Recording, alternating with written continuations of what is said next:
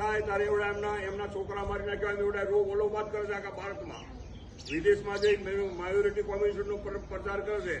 આજે બહુમતીવાળા હિન્દુસ્તાન બાંગ્લાદેશમાં હિન્દુઓને ગોતી મારે છે. એવડે એમના મોઢે તાળું મારેલું છે. એટલે સમજી જાઓ, ગદારો દેશમાં જ છે.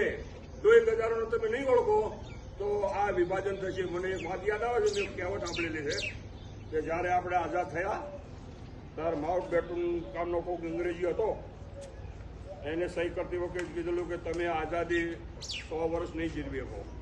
કેમ કે તમારા જ દેશમાં દુષ્ટો પાકશે અને એ જ તમને થઈ જશે અને ભારતનું વિભાજન થશે, વિદેશી સત્તાઓ આવશે આવું કહી ગયેલા છે.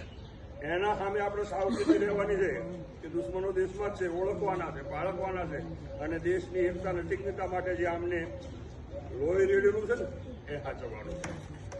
71ની સાલમાં બાંગ્લાદેશને આઝાદ કરવામાં આપણે લોહી અને પછીનો બે આપ્યા છે.